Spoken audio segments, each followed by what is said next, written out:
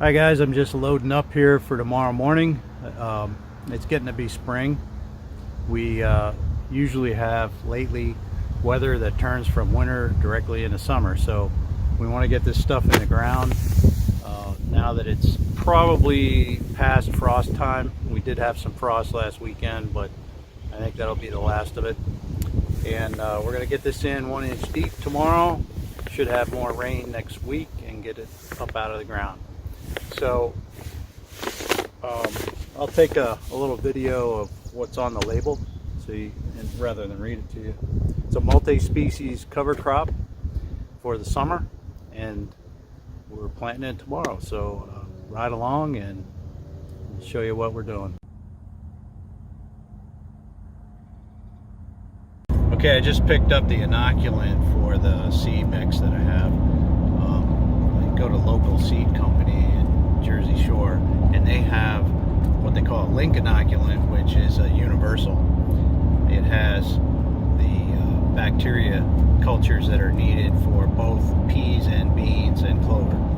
So we put that on in the seed bin with the seed so that it gets into the ground along with the seed, and the plants can nodulate. If you don't have the correct inoculant cultures, you won't get any nodulation and the stuff isn't going to grow. So I like to get good fresh inoculant, put it on with the seeds in the bin, and get it in the ground with the seeds.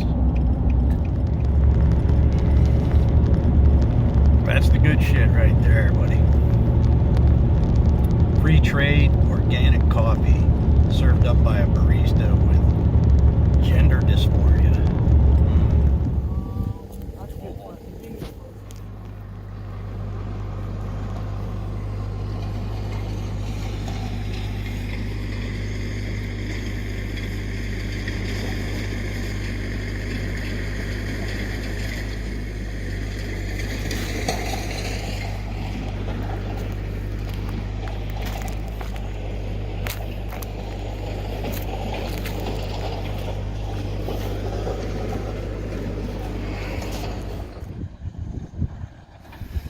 The nice thing about a drill, you cannot see any of my seeds because they're buried, which is good because you get the seeds down to where the moisture is, get them covered with soil, and birds don't eat them.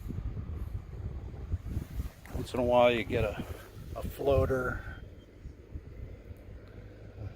I think that's a mung bean. So some of them might be too deep, some of them might be just right. You know, with all these rocks, it's pretty hard to do any precision planting. But this should work out good. Plenty of moisture, but not too much. We have 65 degrees soil temperature where the seed is, and we're looking at 70-degree temps next week with some chance of showers. And then, you know, we're in the middle of May here, so plenty of growing season, should be good. If you follow my channel, there is a video that I'll put a link to up in the upper corner and down below in the narrative section of how we put these food plots in the woods. It was quite a project, actually. This one turned out to be the one that the game really loves. There's a swamp down that way where there's lots of cover, shelter for animals, and it's very hidden back in here. When I drove up here, there was a gobbler and 2 hens. There's usually deer in here. So we'll get some good chow on it and see how it works out. Whenever you plant or spray a field, it's a good idea to take some notes so that after a year goes by and you're looking at the field and you think, now, what did I plant here and what was going on? So if something goes wrong or something goes right, you can take a look at your notes. Like I took note of what the temperature was, the weather, what we planted and what we put in, and what, very important, is what our setting was. So if it comes up sparse, we'll know to jack up our or planting rate next year. Okay, so this mix is from Green Cover Seeds, and it's the one that, as you can see, it's got the growing deer logo. So this was kind of put together with Grant Woods.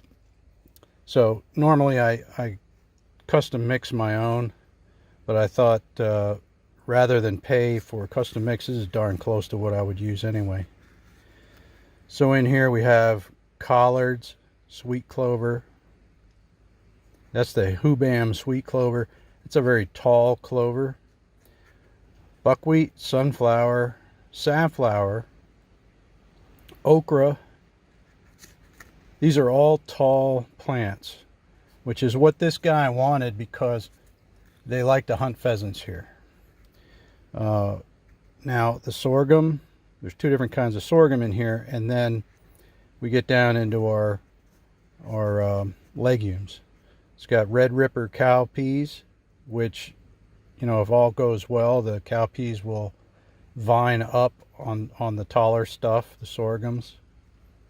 Mung beans, soybeans, sun hemp, and guar, which is kind of like a bean. Okay, so let's see, how many is that? That's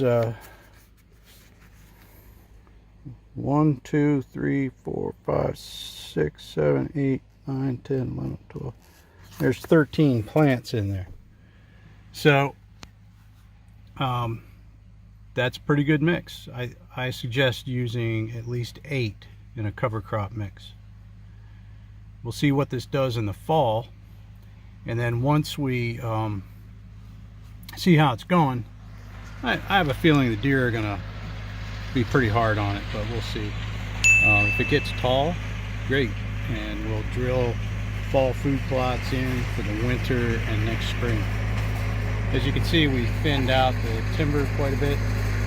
There's a lot of oak trees starting to grow. There's birch in here.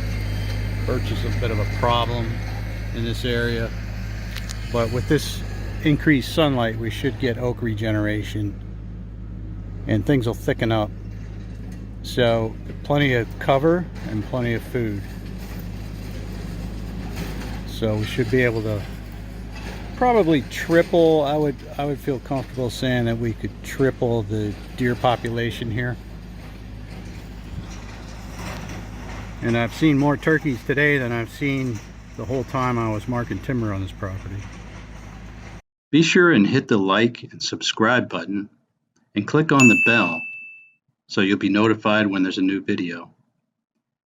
And comment down below and let me know if there's anything you'd like to know more about.